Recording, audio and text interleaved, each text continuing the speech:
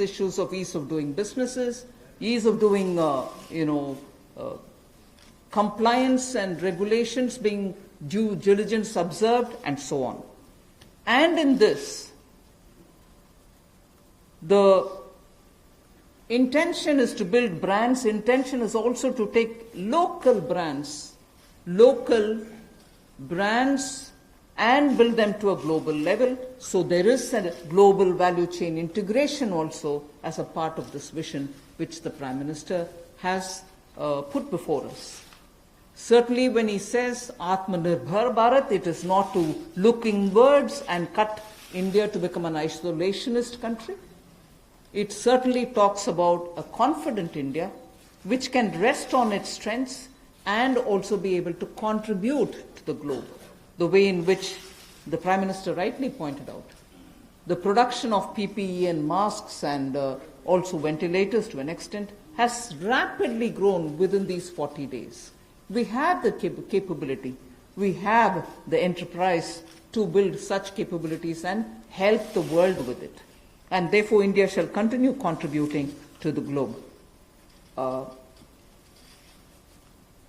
You've also been seeing, I'm moving away from Prime Minister's last night's speech.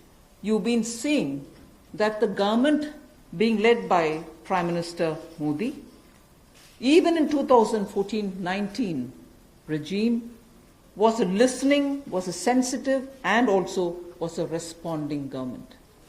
And that is why I list before you the various reform-driven steps which have been successfully taken. It's important for us to recall that now.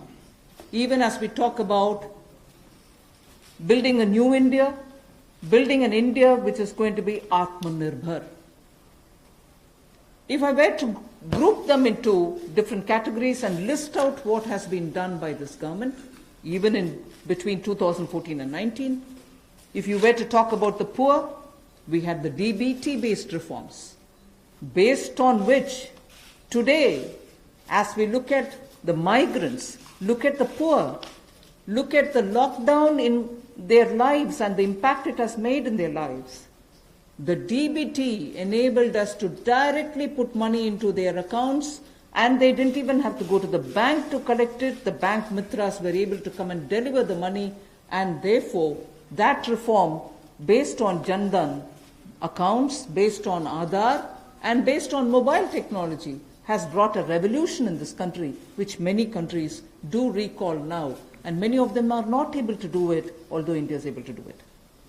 So for the poor, the DBT, the micro-insurance schemes, PM Awas Yojana, Ujjwala Yojana, again something which has made it possible for people to have free cooking gas in the last 3 months. It wouldn't have been possible to reach out to the poor to have their cooking gas given unless the Ujjwala scheme was so successfully implemented. Swachh Bharat Abhiyan and Ayushman Bharat. And therefore for the poor, during the last tenure, the several schemes which benefited were all reform driven. If I were to talk about agriculture in the same spirit, PM Fasal Bima Yojana, PM Kisan Yojana, which again has come off handy, that we were able to front load the money to the Kisan during this lockdown. Otherwise it wouldn't have been possible.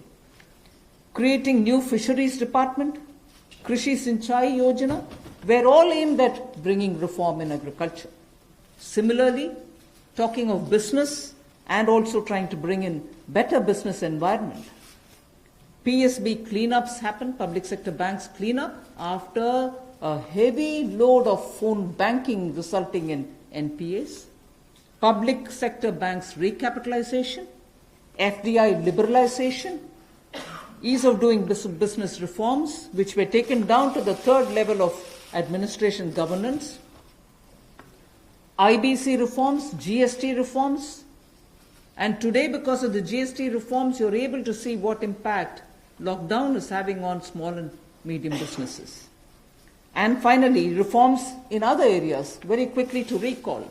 National Highway Authority, the TOT plans, the airport privatizations, power sector reforms, which resulted in India becoming a power surplus country from shortages always.